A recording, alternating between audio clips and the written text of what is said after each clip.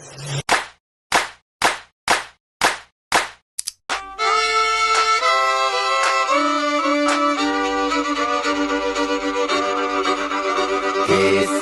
usang tikus-tikus kantor yang suka berenang di sungai yang kotor. Kisah usang tikus-tikus berdasi yang suka ingkar janji. Assalamualaikum warahmatullahi wabarakatuh. Baik, ini adalah tugas kedua saya dari matkul anti korupsi. Teman-teman, coba jujur kita jawab satu pertanyaan sederhana. Pernah nggak kalian dengar atau bahkan mengalami sendiri kalimat seperti ini? Cepat, ya ada biayanya. Ini bukan suap, cuma uang rokok. Tenang saja, ini tanda terima kasih setelah urusan selesai. Kalimat-kalimat ini terdengar sangat biasa, bahkan bagi sebagian orang dianggap wajar. Tapi dalam kisah mata, kalimat-kalimat seperti ini justru menjadi pintu masuk bagi pemerasan, suap, dan gratifikasi. Di video ini kita akan membahas 3 konsep tersebut secara santai tapi serius, dengan bahasa yang mudah dipahami tanpa menghilangkan substansi hukumnya. Targetnya jelas. Setelah menonton video ini, kalian tidak lagi bingung membedakan mana yang pidana, mana yang abu-abu, dan mana yang harus dihindari.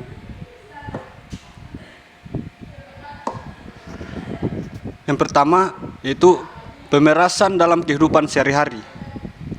Kita mulai dari pemerasan, karena ini sering terjadi tapi jarang disadari. Pemerasan biasanya muncul dalam situasi di mana satu pihak punya kekuasaan, sementara pihak lain berada di posisi lemah. Bayangkan seseorang mengurus surat atau izin, semua syarat sudah lengkap, tapi prosesnya diperlambat. Tidak ditolak, tapi juga tidak selesai-selesai. Lalu muncul isyarat atau kalimat seperti sebenarnya bisa dibantu asal ada pengertian. Di titik ini, orang tersebut dihadapkan pada 2 pilihan, mengikuti permainan atau urusannya tidak selesai. Ini bukan pilihan bebas. Ini paksaan yang dibungkus sopan. Yang kedua, definisi pemerasan dengan bahasa sederhana. Secara sederhana, pemerasan adalah perbuatan memaksa orang lain memberikan sesuatu dengan ancaman, tekanan, atau penyalahgunaan jabatan. Ancaman ini tidak selalu berarti ancaman fisik. Dalam praktik, ancaman bisa berupa dipersulit, ditunda tanpa alasan jelas, tidak dilayani sebagaimana mestinya. Selama tekanan itu membuat seseorang terpaksa memberi, maka unsur pemerasan sudah ada. Yang ketiga, unsur-unsur pemerasan. Supaya lebih mudah dipahami, kita ringkas unsur pemerasan menjadi 3. Yang pertama, ada tekanan atau paksaan. Yang kedua, ada keuntungan bagi pelaku. Dan yang ketiga, ada kerugian atau keterpaksaan korban. Kalau 3 unsur ini bertemu, maka perbuatannya tidak lagi sekedar tidak etis, tapi sudah masuk wilayah pidana. Yang keempat, pemerasan dalam jabatan. Pemerasan paling sering terjadi dalam konteks jabatan. Ketika kewenangan yang seharusnya digunakan untuk melayani publik justru dipakai sebagai alat tekanan. Yang penting dicatat, inisiatif pemerasan selalu datang dari pelaku, bukan korban. Korban tidak punya niat memberi sejak awal, tapi terdorong karena kondisi.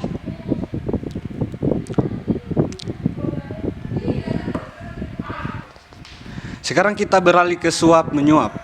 Banyak orang berpikir bahwa suap itu terjadi karena diminta. Padahal dalam banyak kasus, suap justru dimulai dari pemberi. Suap adalah pemberian atau janji yang dilakukan secara sadar untuk memengaruhi keputusan atau tindakan pejabat. Tidak ada tekanan, tidak ada paksaan, yang ada adalah kesepakatan. Misalnya begini, seseorang ingin memenangkan proyek. Ia tahu ada prosedur dan pesaing, lalu ia mendekati pejabat dan berkata, "Kalau saya dibantu, ada komitmen yang bisa saya berikan."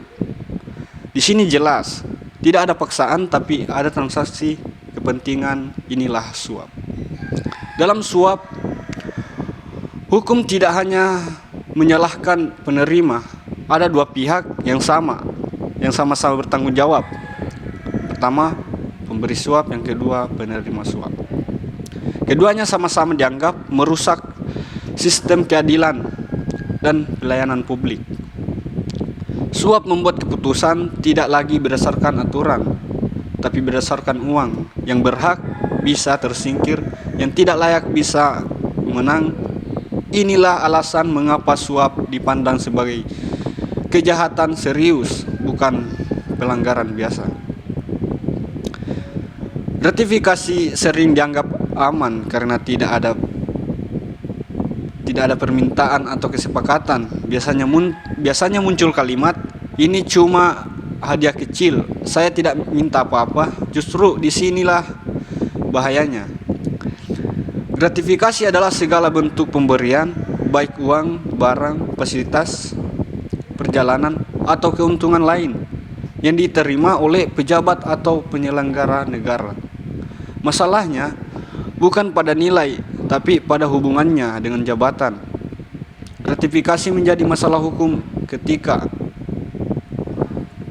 penerimanya pejabat, ada kaitan dengan jabatannya, berpotensi menurut keputusan. Walau tidak ada kesepakatan awal, hukum melihat potensi konflik kepentingannya. Perbedaan dengan suap, gratifikasi masih memberi ruang penyelamatan pelaporan dengan melapor. Pemberian tersebut dinilai secara objektif dan tidak otomatis menjadi pidana. Kalau kita sederhanakan, pemerasan dipaksa, suap sepakat, gratifikasi diberi tapi rawan. Tiga istilah ini sering tertukar, tapi dampaknya sama-sama merusak keadilan. Ya baik teman-teman, hukum bukan hanya soal pasal dan pengadilan. Hukum hidup dalam pilihan-pilihan kecil yang sering kita anggap sepele. Dengan memahami pemerasan, suap, dan gratifikasi, kita sedang belajar menjaga diri, menjaga integritas dalam menjaga masa depan bersama. Kalau konten ini bermanfaat, silahkan bagikan, karena edukasi hukum bukan hanya tugas aparat, tapi tanggung jawab kita semua. Wassalamualaikum warahmatullahi wabarakatuh.